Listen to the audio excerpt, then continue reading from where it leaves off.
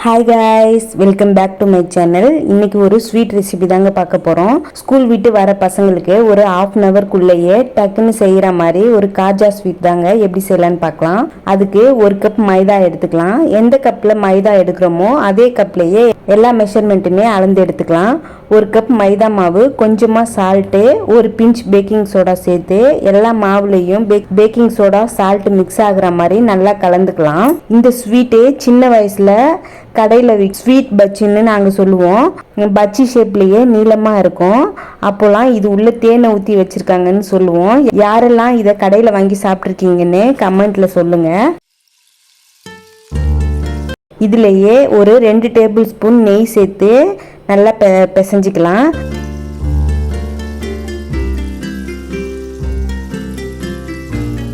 இந்த அளவுக்கு எல்லாத்தையும் மிக்ஸ் பண்ணி எடுத்து தேவையான தண்ணி கொஞ்சம் கொஞ்சமாக சேர்த்து இது மாதிரி சப்பாத்தி மாவு பதத்துக்கு பிசைஞ்சு ஒரு 10 மினிட்ஸுக்கு அப்படியே மூடி போட்டு ஊற விட்டுடலாம்.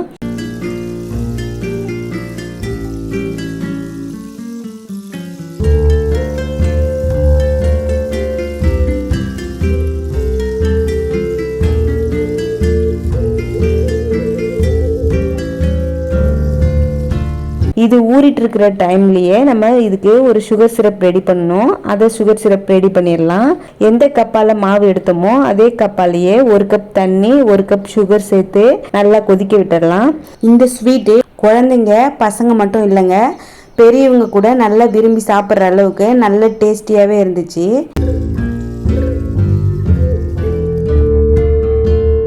இது நல்லா கரைஞ்சிட்டு இருக்கிற டைம்லயே ஒரு 3 ஏலக்காய் எடுத்து அடுப்பு ஹீட்ல வச்சு லைட்டா ஹீட் பண்ணி இடிச்சு வச்சுக்கலாம். சுகர் சிரப் நல்லா கரைஞ்சதும் இடிச்ச ஏலக்காய் தூள் சேர்த்து கொதிக்க விட்டுடலாம்.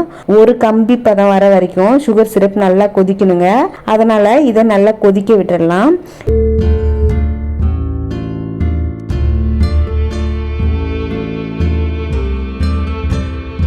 இப்போ 10 மினிட்ஸ் ஆயிடுச்சு. பிசைஞ்ச மாவை பாருங்க எவ்வளோ ஒரு சாஃப்டா இருக்குன்னு. இதை 2 பாகமாக பிரித்து நான் இன்னைக்கு சின்னதாக தான் செய்கிறேன், அதனால 2ஆக பிரிச்சுக்கிறேன். நீங்கள் ஒரே டைம்லையே மாவு திரட்டுறதா இருந்தால் கூட திரட்டிக்கலாம். கிச்சன் கவுண்டர் டாப்பை நல்லா க்ளீன் பண்ணிவிட்டு கொஞ்சமாக மைதா மாவு டஸ்ட் பண்ணி எடுத்து உருட்டின மாவை சப்பாத்தி போடுற மாதிரி நல்லா திரட்டி எடுத்துக்கலாம். ரொம்ப திக்காவும் இல்லாமல் தின்னாவும் இல்லாமல் மீடியம் சைஸில் இது மாதிரி நல்லா திரட்டி வச்சுக்கலாம்.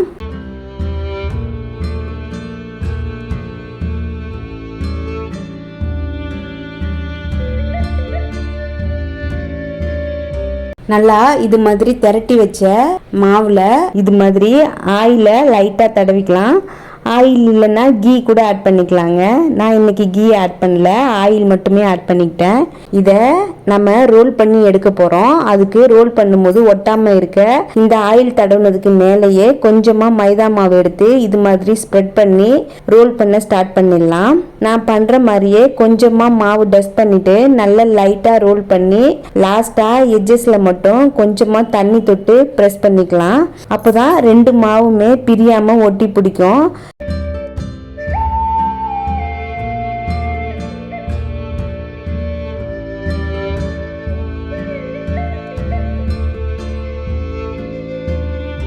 இப்போ பாருங்க இது மாதிரி நல்லா ரோல் பண்ணிட்டு லைட்டா ஒரு ப்ரெஸ் பண்ணி 2 ஓரங்களையும் மட்டும் கட் பண்ணி எடுத்துட்டு இது மாதிரி தேவையான சைஸுக்கு கட் பண்ணி எடுத்துக்கலாம். இப்போ கட் பண்ணதை கட்டை விரலால ஒரு ப்ரெஸ் பண்ணா உள்ளது லேயர் லேயரா இருக்கும். பாருங்க இது மாதிரி லேயர் லேயரா இருக்கும். அதை நம்ம ஒரு கட்டை விரலால் லாங் ப்ரெஸ் கொடுக்கும்போது தான் அந்த லேயர்லாம் வெளியில் தெரியும். அது மாதிரி நல்ல ஒரு ப்ரெஸ் கொடுத்து ஆயிலில் ஃப்ரை பண்ணி எடுத்துக்கலாம். இது மாதிரி கையாலையும் ப்ரெஸ் பண்ணிக்கலாம். அப்படி இல்லைனாக்கா சப்பாத்தி போடுற கட்டை வச்சு லைட்டாக ஒரு டர்ன் பண்ணி கூட கொடுத்துக்கலாம். இதை ஒரு வானலியில் ஆயில் ஊற்றி லைட்டாக சூடானதும் இந்த பதத்திலேயே போட்டுணுங்க. அப்போ தான் உள்ளெல்லாம் நல்லா வெந்து மேலே கோல்டன் ப்ரௌன் கலர் வரும். ரொம்ப ஆயிலை ஹீட் பண்ணியாச்சுனாக்கா மேலே சீக்கிரமாக வெந்துருங்க, உள்ளெல்லாம் வேகாத மாதிரி இருக்கும். அதுக்கு தான் லைட்டான ஹீட்லேயே போட்டு 2 சைட்லேயுமே நல்லா திருப்பி போட்டு கோல்டன் ப்ரௌன் கலர் வர வரைக்கும் நல்லா பொரிச்சு எடுத்து வச்சுக்கலாம். இப்போ சுகர் சிரப்பு பிசு பிசுன்னு ஒரு கம்பி பதம் வந்துடுச்சுங்க. இப்போ ஸ்டவ் ஆஃப் பண்ணிடலாம்.